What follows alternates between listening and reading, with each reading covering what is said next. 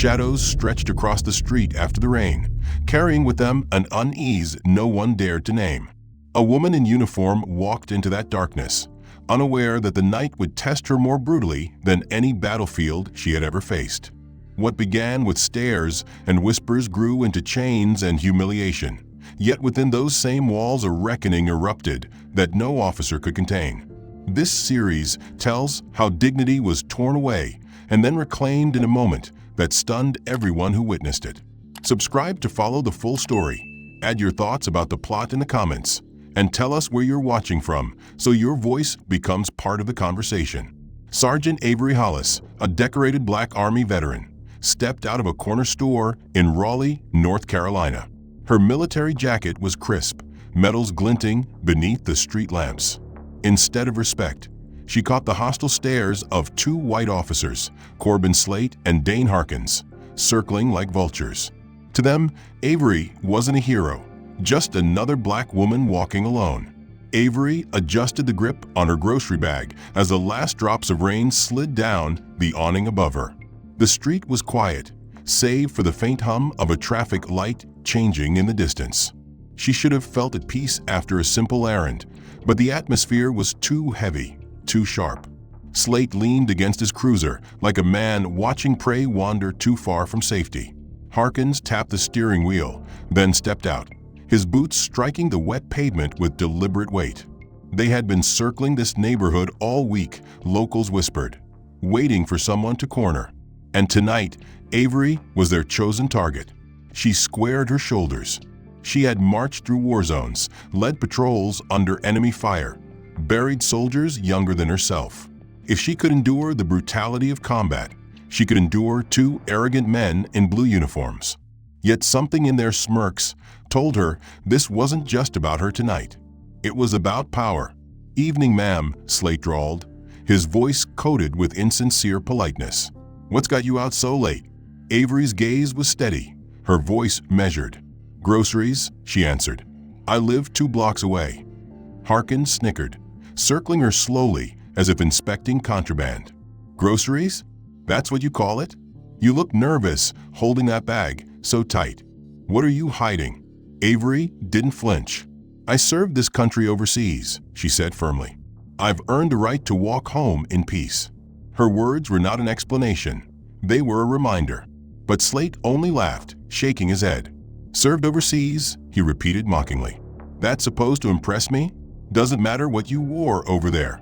Out here, you're just another face we don't trust." The words cut deeper than the cold air. Avery felt her chest tighten, not out of fear, but out of fury, carefully restrained. She thought of the oath she had taken, the flag she had saluted, the men and women she had lost. How cruel that her medals, symbols of sacrifice, meant nothing to these officers who had never left their hometown, who wore their badges like shields of arrogance instead of responsibility. Harkins leaned in closer, his voice low, daring. "Tell me, Sergeant, when you risked your life out there, did you ever stop and think if this country really cared about you? Because I can tell you right now it doesn't." Avery's jaw tightened, her eyes narrowing. "I didn't fight for people like you," she said sharply. "I fought for people who believe in justice, in freedom, in something bigger than their own hate." For a second, silence hung between them, heavier than the damp night air. Then Slate smirked again, as if entertained. "Keep talking like that, Hollis," he said, his hand brushing the cuffs at his side. "Let's see how long that dignity lasts when it's just you and us." Avery's pulse quickened, but her spine stayed straight. The street was too quiet now. She could almost hear the distant drip of water off a gutter, the creak of a swinging street sign. Behind the curtains of the small homes lining the block, she imagined neighbors peeking, watching, their fear keeping them silent. She wondered how many times others had stood here, trapped in the same unwanted spotlight. She thought of the irony. Abroad, she had been seen as a protector, a leader. Here, in her own city, she was a suspect before she could even take her second step home. She shifted her grip on the bag, the groceries inside knocking together softly. She wanted to walk away, but she knew they would follow, maybe even drag her for the audacity of not bowing to their suspicion. Her military training taught her restraint, patience, strategy. She would not give them the satisfaction of panic. She locked eyes with Slate and spoke slowly. "You should be thanking me. If not for me and people like me, you wouldn't have the freedom to stand here with that badge." Slate's smirk faltered, if only for a flicker of a moment, but Harkins barked out a laugh. "Freedom? Lady, don't fool yourself. Freedom doesn't erase what you are." The insult burned, but Avery swallowed it down. She had survived worse. Slate tilted his head with a mocking smile, as though he were examining an animal caught in a trap. "You look nervous, Hollis," he said. His voice stretched with sarcasm. "What's in that bag? Something you don't want us to see." Avery kept her voice calm and even, her training in the military reminding her that composure in the face of intimidation was a form of strength. "It's food. That's all. Food I bought to make dinner after a long day. Nothing more, nothing less." Harkins laughed, circling behind her now, his boots splashing through shallow puddles, as though he was putting on a show. "She says it's just food," he called out mockingly. "But the way she's holding it, that looks suspicious. You'd think she was smuggling a weapon." Slate reached out a hand, suddenly, brushing the edge of the paper bag. Avery flinched instinctively, pulling it closer to her chest. That small gesture, a natural reflex to protect her belongings, was all the excuse they needed. "There it is," Slate snapped, resisting a simple inspection, acting guilty as hell. Avery exhaled slowly, her eyes narrowing but her voice steady. "You don't have the right to search my groceries without cause. I know the law. You don't get to intimidate me because I'm walking while black." The words landed like stones in the silence, but instead of shame, the officers erupted into laughter. Harkins bent forward, clutching his knees as though it was the funniest thing he had ever heard. "Walking while black," he repeated, the phrase dripping with mockery. "Now that's a new one. You hear that, Corbin? She thinks she's some kind of lawyer." Slate stepped closer until his shadow loomed over her. "Don't talk back to me, Hollis. You think that jacket makes you important? You think those medals mean a damn thing here." His finger jabbed at the medals on her chest, each touch an insult to years of sacrifice and pain. Avery's jaw tightened, but she stood motionless, refusing to step back. "Those medals mean I bled for this country," she said firmly. "They mean I've done more for this flag than either of you will ever do." Harkins rolled his eyes, his smirk wide and cruel. "Oh, look at her," he said loudly, gesturing to Slate as if they were on stage. "She thinks she's a hero. Tell me, Sergeant, do you think people in this city care about your little war stories? Because I promise you they don't." Avery felt her stomach twist, not from their words, but from the bitter reality behind them. She had risked everything overseas, believing that coming home meant safety, respect, belonging. But here she stood, treated not as a veteran, not even as a human being, but as a suspect, her identity reduced to nothing more than the shade of her skin. Slate crossed his arms, his grin widening as he said, "You know what I see? I see someone out of place. Someone who doesn't belong here. And when someone doesn't belong, that's suspicious." His words carried the weight of finality, like a gavel hitting wood, as though he had just delivered a verdict. Avery's grip on the bag tightened until her knuckles were white, but her voice, though heavy with suppressed anger, remained calm. "I belong wherever I choose to be. That's the freedom I fought for. You will not take that from me with your hatred." The officers exchanged glances, and Harkins shook his head with a laugh. "Hear that? She's still talking back. Maybe she needs a lesson in respect." Slate stepped closer, so close now that Avery could see the faint scar on his chin, the small twitch at the corner of his mouth that betrayed his enjoyment of this power trip. "Respect," he repeated softly, his voice venomous. "You don't get respect by walking around acting like you're better than us. You get respect by knowing your place." The phrase stabbed deeper than any insult before it. Knowing your place. Avery had heard echoes of those words growing up, warnings whispered by elders who had lived under the constant weight of prejudice. She had thought that by wearing the uniform, by sacrificing herself for the nation, she had broken free from those chains. But here, on this wet sidewalk, those words came roaring back, dripping with venom from the mouth of a man sworn to serve the public. She drew in a sharp breath, steadying herself, her spine unyielding as steel. "My place," she said slowly, each word deliberate, "is wherever I decide to stand, not where you try to push me." Slate's smirk faltered again, but Harkins quickly barked out a laugh to fill the silence. "Oh, she's feisty. Feisty ones always end up crying in cuffs." Avery looked beyond them for a moment, her eyes catching the faint flicker of curtains from a nearby house. She knew people were watching, too afraid to intervene. She thought of the young black kids who might be seeing this, learning from her silence or her strength. She thought of her fallen comrades, of the promises she had made to fight for freedom and dignity. "Enough games," he barked, his tone shedding any pretense of civility. Avery tried to step back, her voice steady but edged with steel. "You have no cause to touch me. Let me go." But Slate only sneered, twisting her wrist until the bag tumbled to the pavement, groceries spilling into the gutter, glass shattering and liquid running down the street like blood. Harkins laughed loudly, clapping his partner on the back, as though this were some kind of performance for an invisible audience. "Look at her now," he said, his voice ringing with arrogance. "All high and mighty a second ago, now dropping her things like a thief caught in the act." Avery clenched her teeth against the pain shooting up her arm, refusing to cry out, refusing to give them the satisfaction. But Slate's grip only tightened, and with a practiced twist, he yanked her other arm behind her back, snapping cold steel handcuffs onto her wrists. The metal bit into her skin, so tight that her hands immediately began to throb, the circulation cut off. Harkins circled her, his eyes scanning her medals as if they were worthless trinkets. "What's the matter, Sergeant?" he asked mockingly. "Not so tough when you're the one in cuffs, huh? Guess those medals don't mean much out here." Avery lifted her head, her voice calm but shaking slightly under the weight of the moment. "I fought for this country so people like you could hide behind that badge. I fought for the freedom you abuse." Harkins smirked, leaning close enough that she could smell the stale coffee on his breath. "You didn't fight for me," he hissed. "You fought for a lie." The words burned, but Avery swallowed them, refusing to let him see how deep they cut.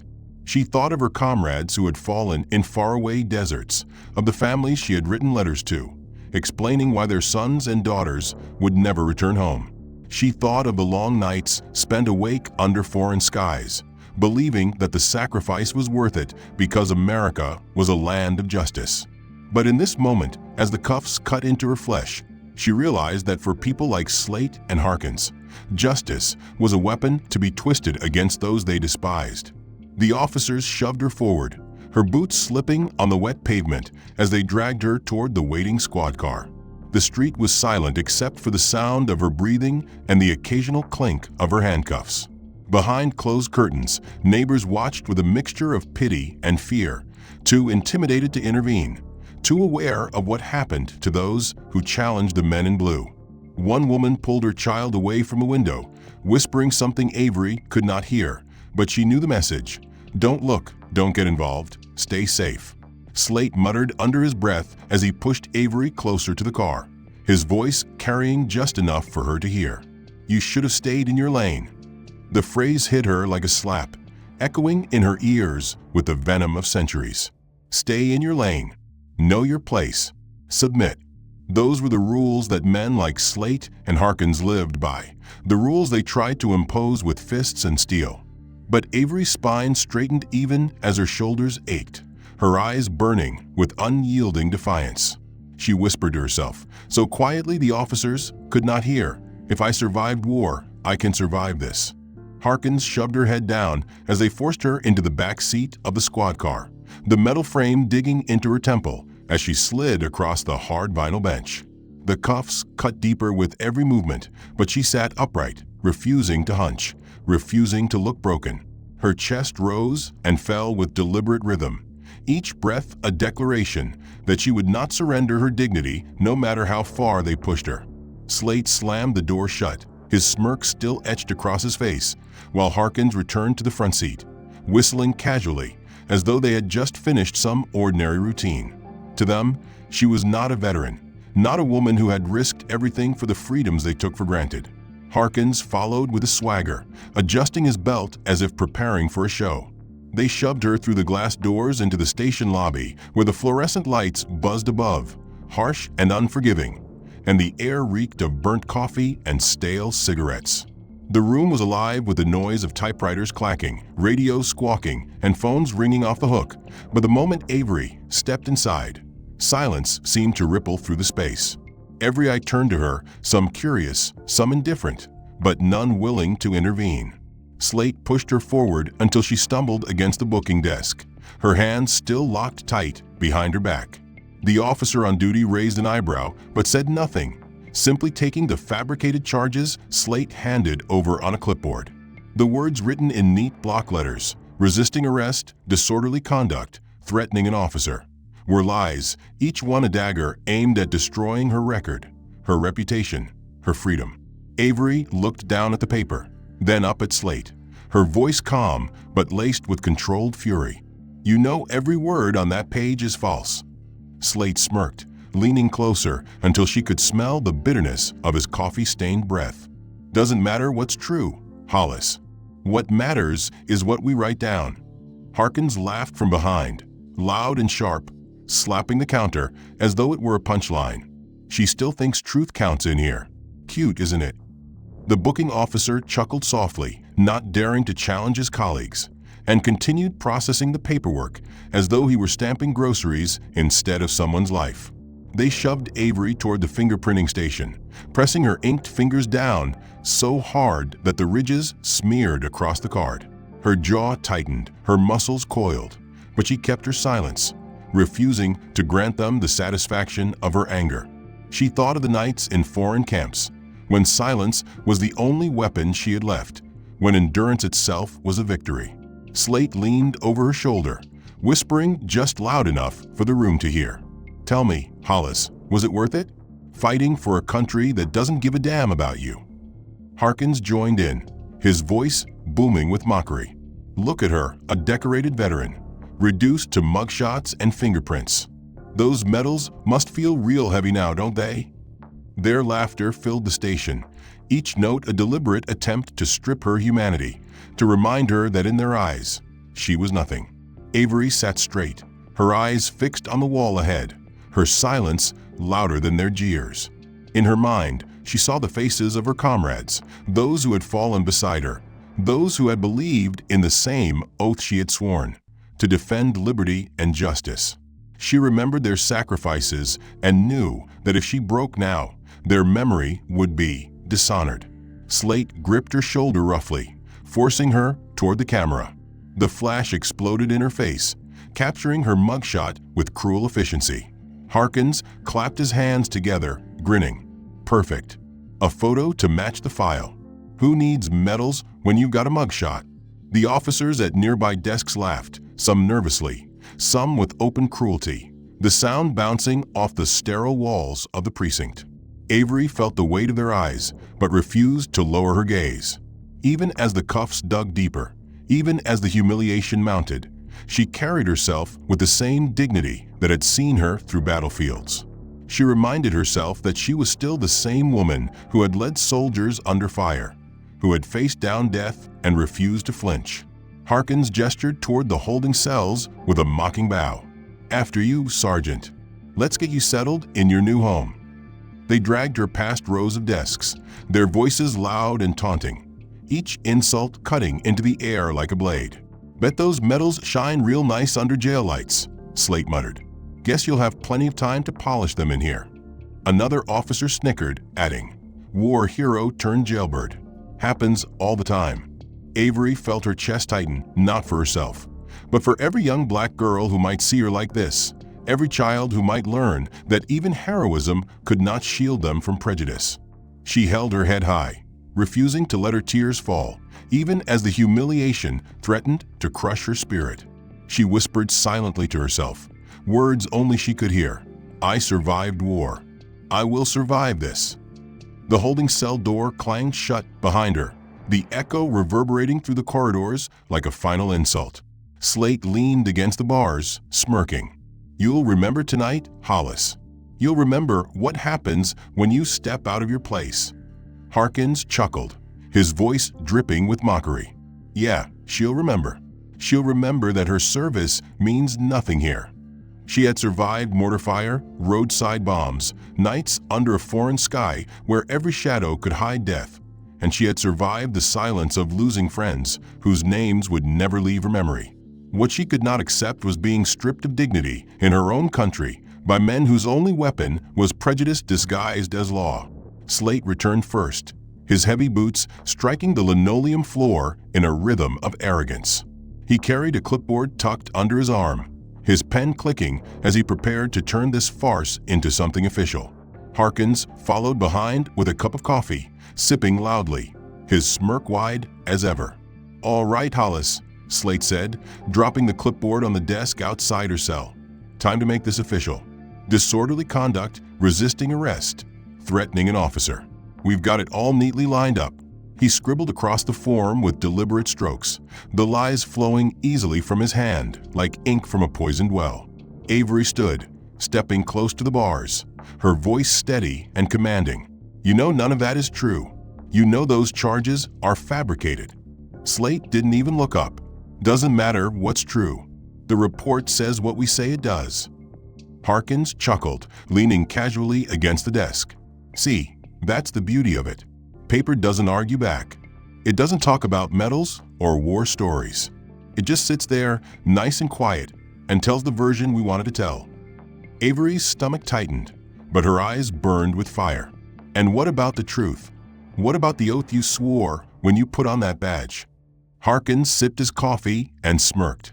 "Oaths are for suckers. We don't need the truth. We just need the paperwork." The words stabbed deep because they revealed what Avery already knew. To these men, justice was not a principle but a tool, a weapon to be used against those they wanted to break. She thought of the young recruits she had trained in the army, how she had drilled into them that integrity mattered most, that lies could kill more soldiers than bullets. She thought of the flag she had saluted, the Constitution she had sworn to defend, and realized with a hollow ache that here in this station, none of that mattered. Slate finished writing and held up the sheet as though it were a trophy. "Looks good, doesn't it? Once this goes through, you're not just a mouthy vet. You're a criminal. That uniform won't protect you anymore." Harkins leaned forward, his eyes gleaming with cruelty. "And you know what happens to criminals in this town? They disappear into the system. One false step, and you'll be just another file in a drawer forgotten." Avery gripped the bars tightly, her knuckles widening as her voice rose with righteous fury. "You will not erase me. You will not erase what I've done, what I've sacrificed. I am not your victim." Slate smirked, unbothered, his pen still scratching across the page. "You can scream all you want, Hollis. At the end of the night, the only thing that matters is what's on this paper. And this paper says you're guilty." The booking officer at the desk shifted uncomfortably, glancing at Avery with something like pity, but he said nothing, his silence making him complicit in the farce unfolding before him. Harkins leaned his elbows on the desk, grinning. "What's the matter, Sergeant? Thought you'd come home to parades and fireworks? Hate to break it to you, but this is reality. Nobody cares about your service. Nobody cares about your medals. And nobody's gonna care when you're sitting in a cell for the rest of your life." Avery drew in a long breath, steadying herself. "You can write whatever lies you want, but the truth has a way of finding its way out. You can't bury it forever." Slate chuckled, sliding the form into a folder. "We've been burying the truth for years, Hollis. You're not the first, and you won't be the last. And guess what? Nobody's come looking for the truth yet." The weight of his words pressed heavy on her chest, but instead of despair, she felt a spark ignite inside her, a spark born of fury and resolve. If these men thought they could silence her, they were wrong. If they thought they could bury her story, they underestimated her. She was a soldier, and soldiers did not give up, not when the fight was just. Harkins tapped the bars with his coffee cup, the sound sharp and mocking. "Better get comfortable. You're gonna be here a while." He laughed, walking away, his voice echoing down the hall. Slate followed, tucking the folder under his arm, his smirk never fading.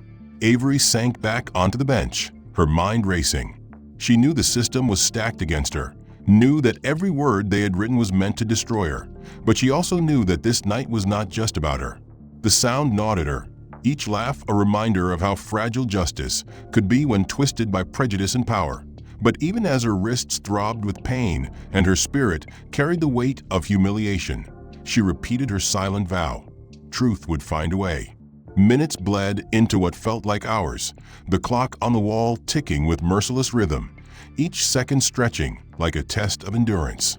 Avery steadied her breathing, calling on the discipline that had seen her through firefights overseas, reminding herself that survival was not just about the body, but about the will. She would not give them her despair. She would not break for their amusement. And then it came, a sound that shifted the air itself.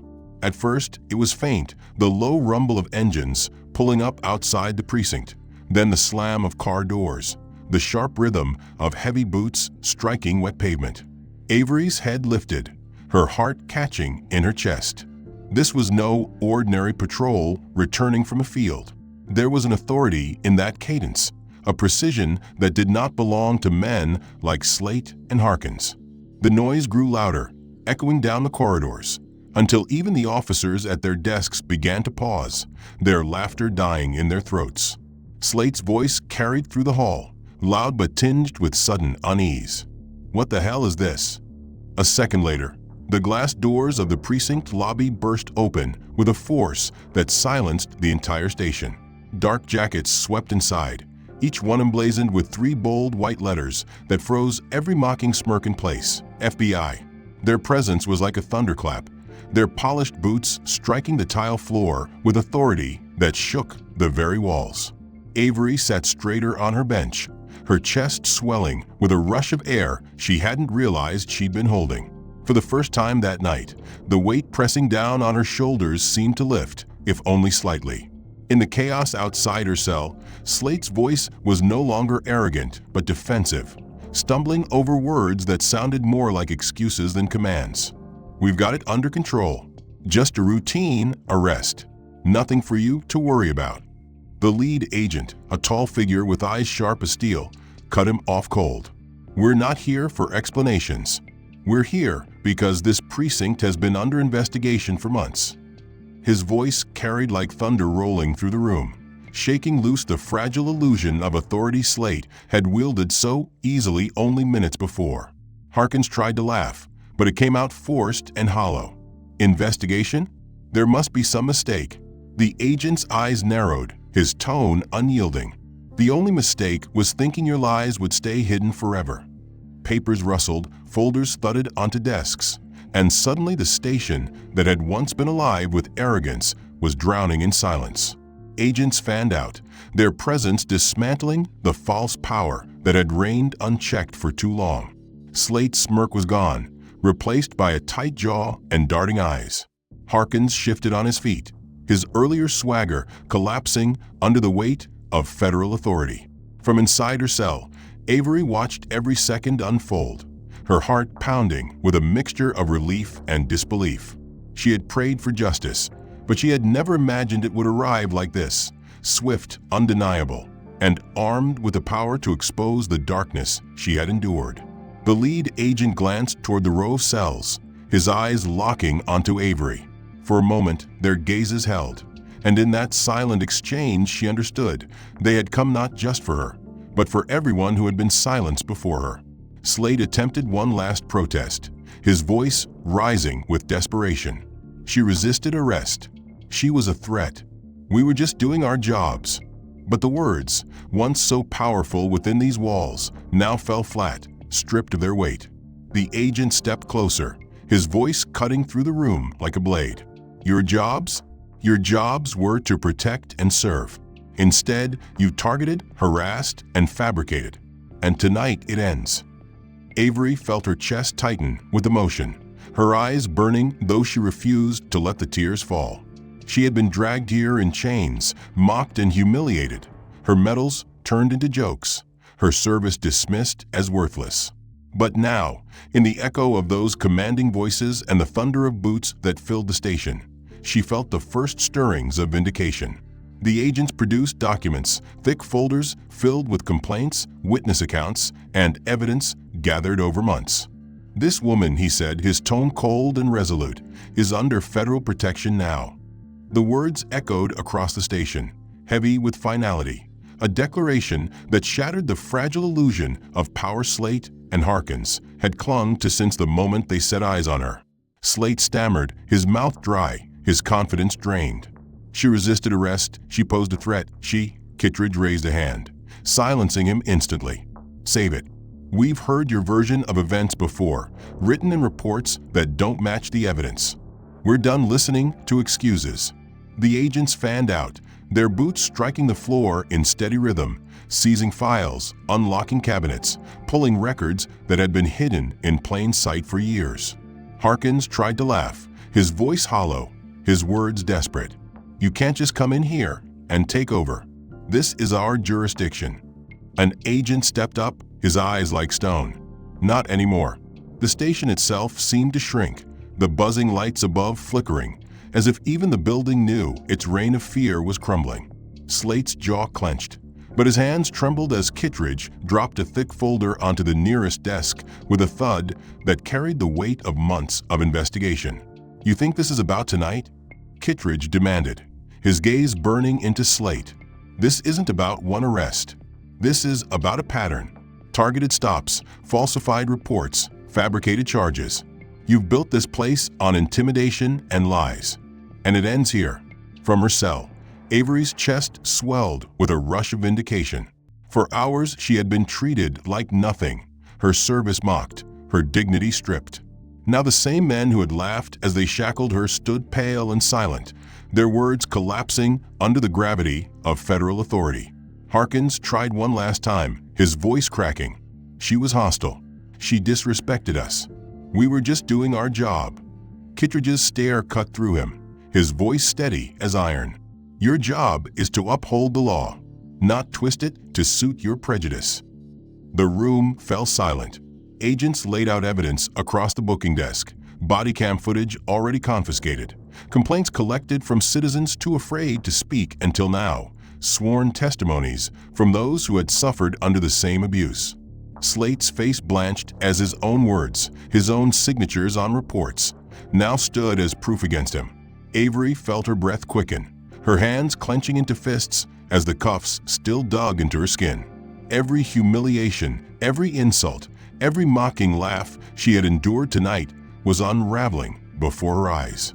She straightened her back, lifting her chin, her presence no longer that of a prisoner, but of a witness to their downfall. Kittredge turned his gaze toward her, his expression softening for the first time. He nodded to one of his agents, who moved quickly to unlock her cuffs.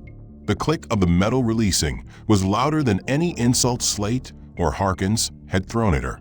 She rubbed her wrist slowly, feeling the sting of freedom, the blood rushing back into her hands.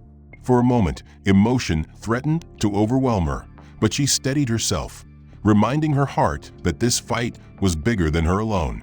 Slate's voice cracked, his words stumbling out like shards of desperation. "You can't believe her over us. We're officers. We serve the city." Kittredge didn't flinch. "You serve yourselves. You serve your hate. And now, you'll serve the consequences." The agents moved with deliberate precision, some gathering evidence, others standing guard, their presence turning the precinct from a fortress of intimidation into a crime scene. Harkins looked around wildly, his smirk on, his bravado reduced to the twitch of a nervous man cornered by truths too heavy to deny. Avery met his eyes through the bars as she stepped forward, her voice calm but cutting. "You told me I didn't belong, but tonight proves I do. I belong in the fight for justice. And you, Harkins, you belong in the light of the truth you tried to bury." His eyes darted away, shame and fear replacing the cruelty he had wielded so freely. The entire station seemed to hold its breath as Kittredge spoke again, his voice carrying like a verdict. "This precinct has operated as though it was above the law, but the law has caught up, and the people you silenced will finally be heard." Officers who had watched silently began to shift, some lowering their heads in guilt, others frozen in disbelief as the reality sank in. The culture of arrogance that had reigned within these walls was cracking, each second exposing the rot beneath. Avery inhaled deeply, the air heavy but cleansing, her body trembling with the weight of the moment. She was no longer just a victim bound in chains. Avery Hollis, her wrists raw from the cuffs that had just been removed, flexed her fingers slowly, her eyes never leaving the scene as the walls that had confined her shifted from fortress to evidence locker. She stood taller now, her dignity returning with each folder that thudded onto the desk, because she knew that every page inside those files represented more than just lies. It represented people like her, lives twisted by false charges, reputations destroyed by men who had sworn to uphold the law, but instead wielded it like a whip. Kittredge opened the first folder, his voice cutting through the charged silence. 16-year-old Marcus Lewis, arrested without cause, jailed for 3 nights, charges dismissed for lack of evidence. He flipped the page. Angela Price, mother of 3, arrested for resisting when she asked why she was being pulled over, spent a week behind bars. Case thrown out. His voice was steady, each name read aloud with the precision of a judge delivering a verdict. And with every word the room grew colder, the officers who had once laughed now shrinking into themselves, their eyes fixed on the floor. Avery listened, her heart heavy, each name a mirror reflecting her own suffering. She thought of those people, teenagers, mothers, veterans, each of them humiliated, each of them forced to endure the same degradation she had faced tonight. Slate's face paled, his jaw tightening as he tried to form words, but none came. Harkins shifted nervously, the smirk that had once danced across his lips replaced with a twitch that betrayed the fear rising inside him. Kittredge slammed the folder shut with a sharp crack. "This is not policing," he declared.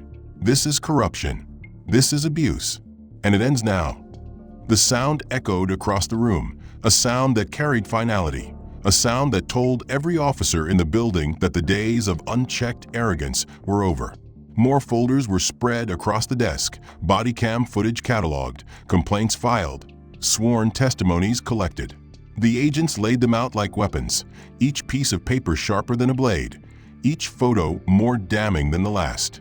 Avery's eyes burned with tears she refused to let fall, not of weakness, but of recognition, because she knew that tonight was not just about her humiliation.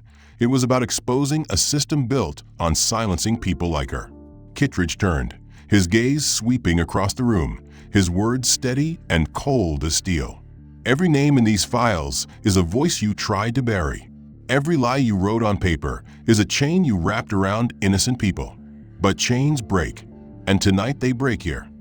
The station was suffocatingly silent now, the fluorescent lights buzzing like faint insects above. Slate tried to protest, his voice trembling.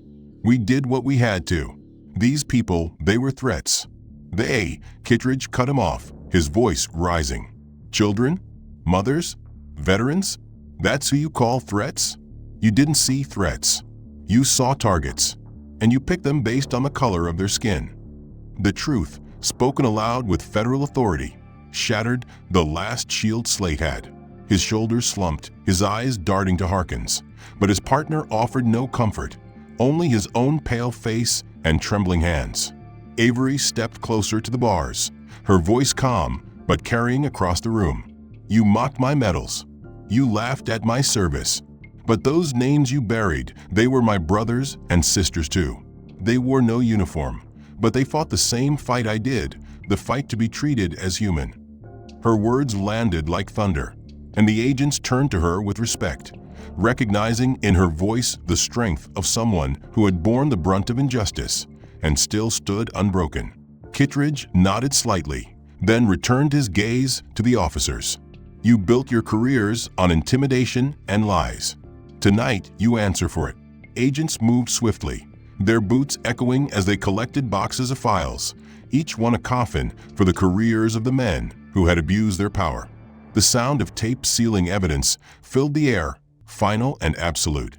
Chief Emery Landis, who had lingered at the back of the room with his arms crossed and his face carved from stone, finally stepped forward. His expression was ashen, his lips trembling. For years, he had pretended not to see, not to hear, not to know. But now, with the weight of evidence spread across his own desks, his silence was damning. Kittredge's eyes narrowed as he addressed him directly. "You let this happen under your watch. You let these men turn your precinct into a place of fear. And now you will answer for your silence." Landis's jaw clenched, but he said nothing, his eyes falling to the ground in defeat. Avery watched the man who had allowed the rot to spread in his house, and for the first time, she saw not authority but cowardice. A man who had hidden behind his rank while others suffered. The agents moved closer to her cell, and one stepped forward to unlock the door. The clink of the key turning was soft, but to Avery it was a sound louder than any gunfire she had faced overseas. Freedom flooded through her veins as the door swung open, but with it came a heavier weight, because she knew this moment was not just about her release. It was about every name Kittredge had read aloud, every life scarred by the lies of men who wore badges without honor. She stepped out slowly, her back straight, her eyes meeting Slate's and Harkins's with unflinching defiance. The irony was sharp and undeniable, and the entire station knew it. The agents stood tall, their jackets marked with bold white letters that commanded silence, and the officers who had laughed at Avery earlier now stood in corners with their heads lowered, suddenly children caught in the act of cruelty, exposed to the world. Chief Landis lingered near his office door, his lips tight, his face gray, but his silence was his confession, and Kittredge's eyes never left him as more folders and evidence piled onto desks. Avery rubbed her wrist slowly, feeling the sting fade, the circulation returning, but with it came a heaviness that she could not ignore. This was more than just about her. This was about every name that had been read from the files, every black teenager jailed without cause, every mother charged for questioning an unlawful stop, every veteran dishonored because of the color of their skin. She looked at Slate and Harkins, their bravado gone, their eyes darting with panic, and she knew that tonight was her chance to make her voice count not just for herself, but for all of them. Kittredge turned to her, his expression steady, his voice deep with gravity. "Sergeant Hollis, I need to ask you directly. Do you want to press charges against these men?" The question cut through the silence, every ear in the station straining for her answer. Avery's heart pounded in her chest, her breath catching for a moment as she thought of the weight of her words. She could stay silent, let the FBI handle the case, and walk away with her freedom. But silence had allowed men like Slate and Harkins to thrive for years, and silence would only doom the next woman who walked into their crosshairs. Her eyes welled with tears, not of weakness, but of strength, tears born of the gravity of the moment. She thought of her comrades who had fallen in battle, of the vows she had whispered over their graves that she would keep fighting for justice. And she thought of the young black girls peeking from behind curtains tonight, watching her humiliation, learning that even a war hero could be mocked and chained. Her voice came out steady, though her heart raced with the force of it. "Yes," she said clearly, the sound striking like a hammer against stone. "Every last one of them." The words crashed into the room like thunder, stripping away the last shreds of bravado from the officers' faces. Slate dropped his head, his shoulders sagging as the reality of his downfall settled over him.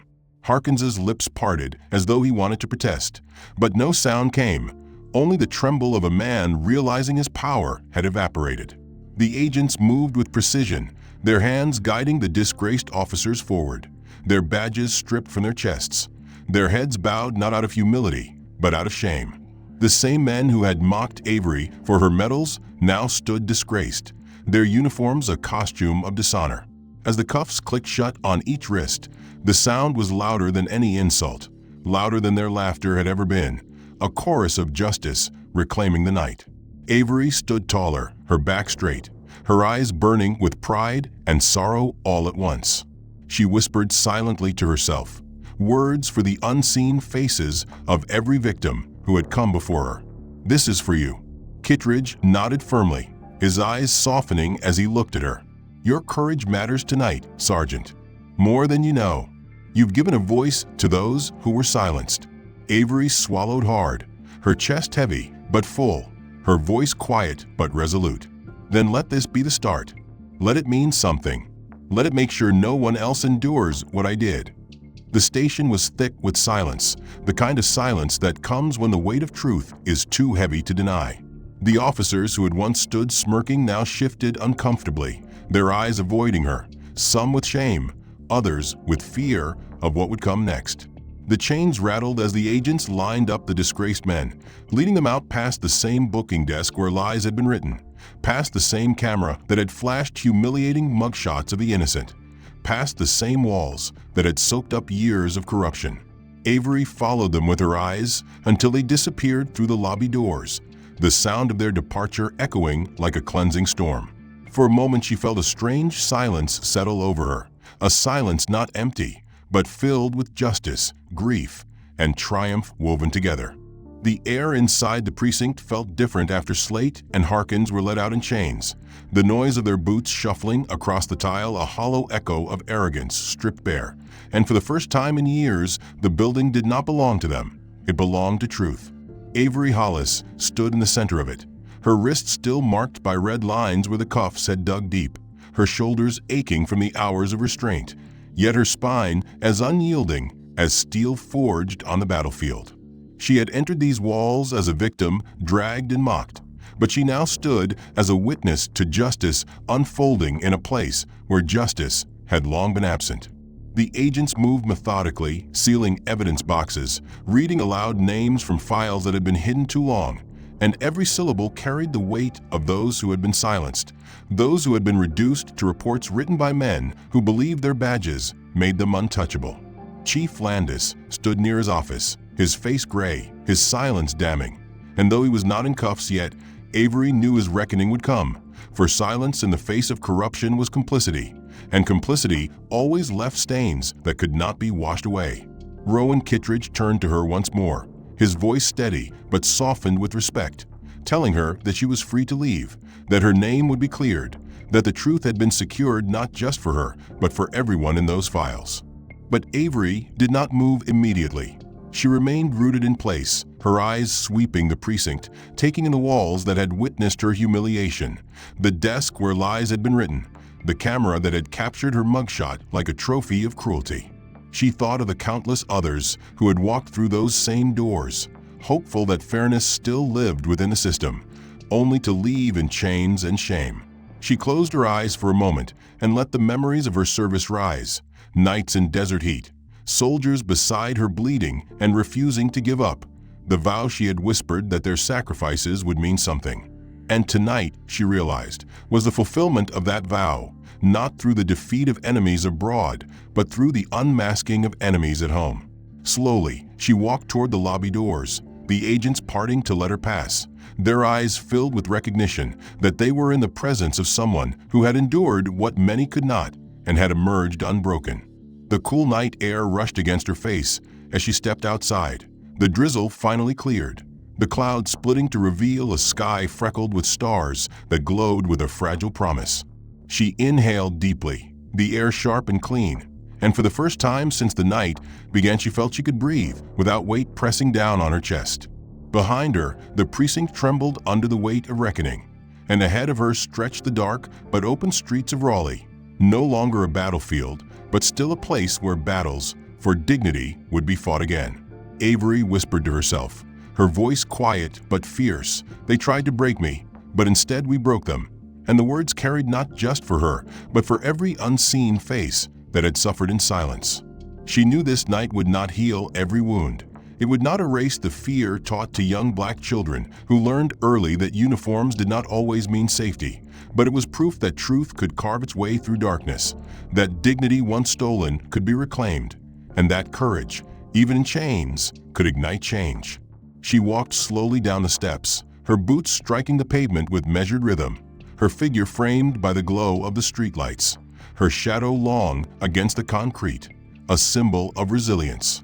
Somewhere in the distance, she imagined the families of those whose names had been read, their hearts lifting as the lies were finally exposed, their hope rekindled that justice, though slow, could still arrive. Avery tightened her jacket around her shoulders, the medals still pinned to her chest, no longer objects of mockery, but badges that spoke louder than any insult ever could. She thought of a young black girl who might be watching from a window tonight, witnessing that even when a veteran was dragged and humiliated, she could rise, speak, and stand tall enough to make the system tremble. That, Avery realized, was a true battle she had been called to fight. Not just wars on foreign soil, but wars against a prejudice that stalked her own streets. And those scars would remain, though memories of cuffs and laughter would haunt her. She knew she had done more than survive. She had turned her survival into a weapon, her pain into proof, her silence into a voice that demanded to be heard. As she reached the corner and looked back once, the station loomed in the night, no longer the fortress of unchecked power it had been when she was dragged inside, but now a monument to its own corruption, a place marked by the night the truth finally stormed through its doors. The end. If you followed this story until the very end, I want to ask you something. Did the twists and turns of Avery Hollis's fight for dignity surprise you? Tell me what part of the plot hit you the hardest, and let me know where in the world you're watching from. I'd love to see the range of voices joining in on this conversation. And if you want more stories that carry this same mix of tension, truth, and meaning, make sure you subscribe to the channel and turn on notifications so you don't miss what's coming next. Your comments, your likes, and your support are what keeps stories like this alive and shared.